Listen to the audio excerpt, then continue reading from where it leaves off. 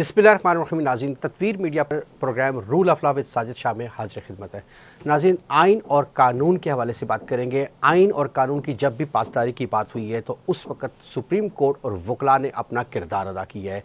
अब जब एक बार फिर पाकिस्तान में आइनी बहरान पैदा होने जा रहा है तो उस वक़्त वकला का और सुप्रीम कोर्ट का क्या किरदार होगा। इस वक्त ऑल दो की सिचुएशन पहले की निस्बत कुछ डिफरेंट है। कुछ डिफरेंट इस सेंस में है कि उस वक़्त जब पहले 2007 में मुशर्रफ दौर में, डिक्टेटर के दौर में जब आइनी बहरान पैदा करने की कोशिश की गई तो उस वक़्त तमाम जुडिशरी और बार और बेंच ने मिलकर काम किया और एक नेक काज के लिए निकले और आइन को मुअत्तल होने से बचाने के लिए निकले और फर्दर एक तहरीक चली और जो अल्टीमेटली कामयाब भी हुई। लेकिन अब जब इलेक्शन कमीशन ने आइनी तौर पर अपने इख्तियारात का नाजायज़ इस्तेमाल करते हुए इलेक्शन की तारीख को आगे बढ़ाया और उसके बाद सुप्रीम कोर्ट ने ऑलरेडी डिसीजन दे दिया था कि 90 डेज़ के अंदर इलेक्शंस होने चाहिए, इसके बावजूद वो तारीख आगे गई और उसके बाद अब एक बार फिर सुप्रीम कोर्ट से फैसला आ चुका है। लेकिन अब की दफ़ा जुडिशरी में भी उस तरीके से इत्तफाक नहीं है। वजूहात क्या हैं, उसको टैकल कैसे किया जाएगा। और दूसरी तरफ हम देखते हैं कि वकला भी मुत्तहिद नहीं है। एक तरफ वकला जो पाकिस्तान मुस्लिम लीग नून, पाकिस्तान जो पीपल्स लॉयर फोरम यानी PDM की जानिब से जो वकला हैं उनका कहना है कि इलेक्शंस जो हैं अपने वक्त पर ही होने चाहिए और उनके पास की लॉजिक्स और दलाइल मौजूद हैं। जबकि दूसरी तरफ जो कुछ इस जुडिशरी के फैसले को ऑन भी करते हैं और आइनी जो इख्तियारात है उसका तजावज़ ना करने की बात भी करते हैं और वो ये कहते हैं कि नहीं, विद इन 90 डेज़ होने चाहिए और अब जब सुप्रीम कोर्ट ने नई डेट अनाउंस की है तो इस डेट में होने चाहिए। तो दोनों तरफ से तहरीक का आगाज़ करने की बात की गई है। तो इस वक्त जो करंट सिचुएशन जा रही है उसमें हम देख रहे हैं कि सुप्रीम कोर्ट की जो लार्जर बेंच है वो भी आपस में मुत्तफिक उस तरह से नहीं है और यहाँ पर वकला भी मुत्तफिक नहीं है। तो ख़ुद बार और बेंच का तवाज़ुन भी बिगड़ता हुआ दिखाई दे रहा है और ख़ुद बार के जो वकला हैं और बेंचेस के जो जजेस हैं उनमें भी इत्तफाक नहीं है। तो इसको कैसे टैकल किया जाएगा। अब की दफ़ा वकला, क्योंकि जब भी आइन के मुअत्तली की बात हुई है, आइन की पामाली की बात की तो वकला एक आगे बढ़े हैं। तो अब की दफ़ा क्या सिनेरियो होगा, क्या सिचुएशन होगी, इसके साथ साथ प्रोग्राम में बात करेंगे वकला के मसाइल के हवाले से कि इस वक्त करंट सिचुएशन में वकला को क्या मसाइल दरपेश है, उनका सलूशन क्या हो सकता है। प्रोग्राम में हमें ज्वाइन किया है फैसल खान न्याजी एडवोकेट ने, जो कि साबिक जनरल सेक्रेटरी हैं लाहौर हाईकोर्ट बेंच रावलपिंडी रावलपिंडी के और अब सिटिंग प्रेसिडेंट है रावलपिंडी बार एसोसिएशन के। अस्सलाम वालेकुम सर, प्रोग्राम में आपको वेलकम करेंगे। सबसे पहले सर वकला के मसाइल के हवाले से, चूँकि आप रावलपिंडी बार के वकला को लीड भी कर रही हैं, सिटिंग प्रेसिडेंट भी हैं, तो आपने सबसे पहले ज़ाहिर है जब इंसान इलेक्शन लड़ता है, कोई टारगेट और टास्क लेके आता है तो आप रावलपिंडी बेंच जो है लाहौर हाईकोर्ट बार का उसमें उसके आप जनरल सेक्रेटरी पे रही हैं, तो क्या मकासद थे, क्या टारगेट्स थे जो आपके पूरे हुए या करना चाह रहे थे और नहीं हुए तो आप दोबारा पिंडी बार में आपने एज अ प्रेसिडेंट इलेक्शन लड़ा और एक टारगेट्स लेके आए। बिस्मिल्लाहिर्रहमानिर्रहीम। सबसे पहले तो मैं आपका और आपकी तमाम जितनी भी इस प्रोग्राम के मामनीन हैं उनका तहे दिल से ममनून मशकूर हूँ कि आपने मुझे आज एक अपॉर्चुनिटी और एक प्लेटफार्म मुहैया किया जिसमें अपने आइडियाज़ को एक्सपोज कर सकूं और इमीडिएटली जो मेरे आइडियाज़ या ख़यालात हैं वो मेरे मेंबरान तक पहुंच सके। इसके लिए मैं आपका इंतहाई मशकूर हूँ। इससे पहले मैं सेक्रेटरी जनरल हाई कोर्ट रहा, वो 2013 और 14 में था हाई कोर्ट में, और अब चूँकि 2023 है तो एक रेशो जो थी वो कला में उसमें और आज में बड़ा ज़मीन आसमान का फ़र्क है। उस वक्त की जो प्रॉब्लम्स थी वो ज़रा कंपैरेटिवली आज के लिहाज से बहुत कम थी या वो फॉर्म नहीं थी जो आज की है। तो चूँकि स्ट्रेंथ पिंडी बार एक ऐसी बार है, तीसरी बड़ी बार होने के नाते इसकी जो पॉपुलैरिटी है वो यही है कि इसमें प्रैक्टिशनर लायर बहुत ज़्यादा है और अच्छा एटमॉस्फेयर जो है यहाँ पे प्रोवाइड हर बॉडी ने किया। एक ट्रेडिशन हमने जो बुज़ुर्गों से लेते चले आ रहे हैं उसी को प्रिवेल करते हैं, जिसकी वजह से पिंडी बार कंपैरेटिवली बाकी बारों से ये अट्रैक्टिव है। और अट्रैक्टिव होने की वजह से यहाँ पे बाकी हाई कोर्ट है, सिविल कोर्ट, अपना स्पेशल कोर्ट्स हैं और बैंकिंग कोर्ट एक्सेट्रा इसी तरह, तो इसलिए यहाँ अपॉर्चुनिटी ज़्यादा है तो स्ट्रेंथ भी ज़्यादा है। स्ट्रेंथ जहाँ ज़्यादा होगी वहाँ पे मसाइल भी होंगे। अब मसाइल को डिपेंड करता है, एक तो आप अपनी विजडम के साथ, स्किल के साथ और उसके अलावा अपनी जो सिंसियरिटी है उसके साथ और फिर पैरेलल आप ये भी देखते हैं कि हमारे पास एक फ़ंड है, फ़ंड को यूटिलाइज़ कितना करना है, उससे बाहर आप जा नहीं सकते और उस पैरामीटर के अंदर ही आपने तमाम मसाइल मामलात को हल करना होता है। यहाँ जब हमने सिनेरियो में देखा इलेक्शन कैंपेन के दौरान भी और उससे पहले भी, चूँकि मैं इस बारे में वेल अवेयर हूँ, being a practitioner 26 year round about मुझे हो गया प्रैक्टिस में। मेरे सीनियर सरदार मोहम्मद इसहाक़ खान साहब, अल्लाह पाक उनके दर्जात बुलंद फरमाए, और उनसे हमने ये सारा मामलात जब देखे, सीखे, मसाइल जो देखे हैं वो भी, तो उसमें जो बेसिक मसाइल आ रहे थे वो ये है कि सबसे पहले बार और बेंच के अंदर एक कोऑर्डिनेशन, एक गुड एटमॉस्फेयर, वो बहुत ज़रूरी है। उसके बगैर आप नहीं चल सकते।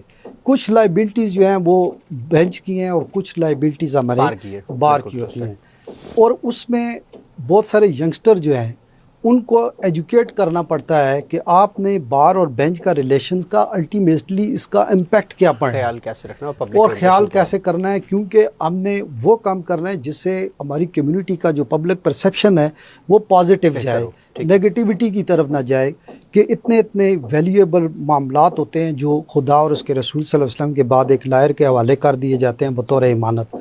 जहाँ हम यहाँ पे आए हैं तो वकला जिस इमेज के साथ आए हैं वही उन्हें रिटर्न चाहिए होता है। सबसे पहले उनको चाहिए था कि हमें एक अच्छे माहौल के अंदर एक प्रैक्टिस मिल जाए।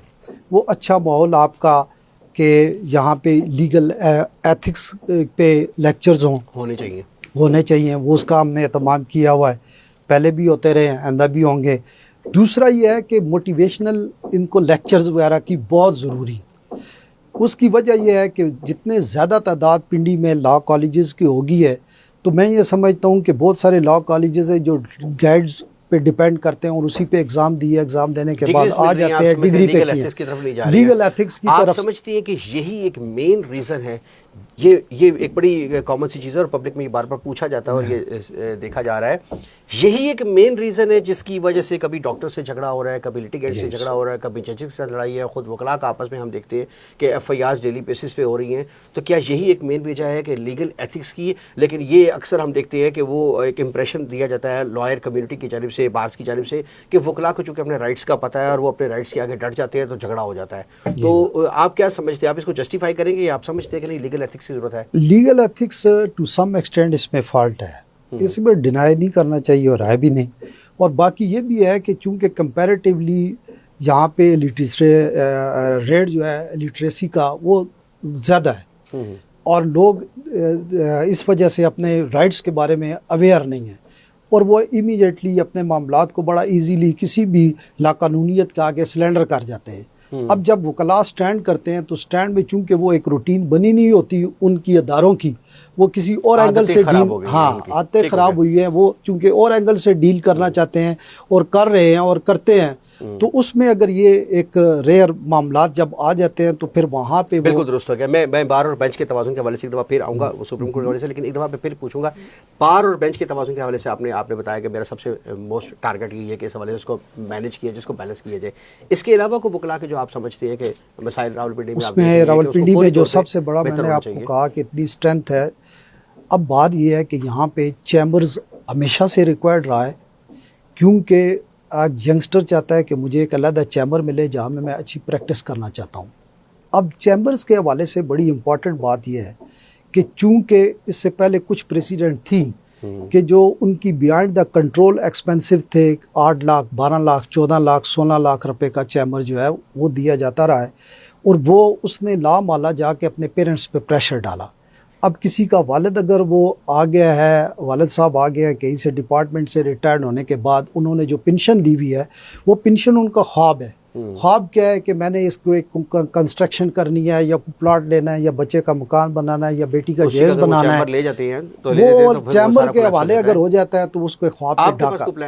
मेरे वही प्लान है, मेरे पास ये है कि सबसे बड़ी बात यह है कि इसको हमने डायरेक्टली अभी ये अखबार इश्तिहार दिया कि कंस्ट्रक्शन के हवाले से कि डायरेक्ट कोई हमारे पास जितने भी कॉन्ट्रैक्टर हैं वो आएँ और हम उसको इंटरव्यू करने के बाद जो अच्छा रेट देगा तो वो उसको हम कॉन्ट्रैक्ट देंगे। एक तो ये है कि वो एक्सपेंसिव वाला लाइकिंग डिसलाइकिंग वाला मामला ख़त्म हो जाएगा, दूसरा करप्शन का रास्ता दूसरी बंद हो ये है कि यंगस्टर को कभी भी इतनी ह्यूज अमाउंट के लिए नहीं होगा, बल्कि सबसे बुनियादी तौर पर ये चीज़ है जो इससे पहले प्रेसिडेंट नहीं है, इंशाल्लाह in future you will see with your own eyes कि ट्रांसपेरेंसी, कि हमने बिल्कुल लाइकिंग डिसलाइकिंग नहीं करनी और ओपन बार में ये उसमें होगी अपना जो है वो अलॉटमेंट जितनी भी है वो होगी, और उसमें ये होगा कि जो एलिजिबल होंगे उनको मिल जाएगा। ये नहीं होगा कि 12 साल की प्रैक्टिस वाला वो रह गया और 2 साल की प्रैक्टिस जो इन्फ्लुएंशियल है या जिनके पास फाइनेंशियल पोजीशन है वो उसको ज़्यादा मिल जाए, वो उसको।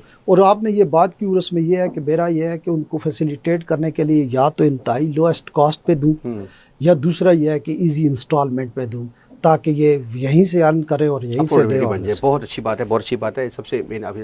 अच्छा, मैं साथ साथ जानना चाहूँगा इस वक्त जो करंट सिचुएशन पाकिस्तान में बनती जा रही है कि अब आने वाले टाइम में देखने में आ रहा है कि वकला तहरीक फिर तो एक दफ़ा जोर पकड़ने वाली है या नहीं पकड़ने वाली। इस टाइम मैं आपसे स्पेसिफिकली पूछना चाहूँगा रावलपिंडी बार का क्या स्टांस होगा इस हवाले से? क्या वकला इस हवाले से मुतहिद हैं?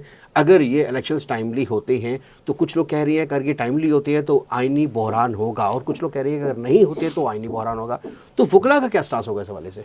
बात ये होती है कि ये डिपेंड करता है गवर्नमेंट को, बुरहान कोई भी है वो कंट्रोलेबल है और ये ऐसी भी बात नहीं है। मैं हमेशा प्रायोरिटी देता हूँ कि जब भी कोई सुप्रीम कोर्ट ने फैसला किया है वो उसको तस्लीम करना बहैसियत एक कौम उसको तस्लीम करना ज़रूरी है। उसकी रीज़न ये है, उसके लिए मैं आप मिसाल कोट करना चाहूँगा कि जब सकरात को सज़ाए मौत हुई थी तो उसके शागिर्दों ने कहा कि सर आपको अदालत ने गलत सज़ाए मौत दी है, आपके पास अपॉर्चुनिटी है, आप भाग सकते हैं, यहाँ से भाग जाएं। तो सकरात ने यह कहा था कि अगर मैं भाग गया तो मेरी कौम का एतमाद अदालतों से उठ जाएगा, और जिस कौम का एतमाद अदालतों से उठ जाए वो बेरारवी का शिकार होती है और कभी तरक्की नहीं करती। लिहाजा मुझे जहर का प्याला इसलिए पीना पड़ेगा कि मैंने अपनी कौम की तरक्की चाहनी है। और फिर ऐसा ही हुआ कि सकरात ने सज़ाए मौत वो कबूल की और जहर का प्याला पिया, और आज वो कौम कहाँ से कहाँ चली है। बहुत अच्छी बात है, लेकिन अगर इस पर सारे अमल करें, लेकिन अब तक आप समझते हैं कि अगर 30 तारीख को डेडलाइन पहले ख़त्म हुई थी, अब ज़ाहिर है 14 तारीख को ख़त्म हो रही है, अगर ऐसी कोई सिचुएशन है तो रावलपिंडी बार बाहर निकलेगी? रावलपिंडी बार इंशाअल्लाह अज़ीज़ आइन और कानून के तमाम फैसलों को सपोर्ट करेगी, करती आई और करेगी।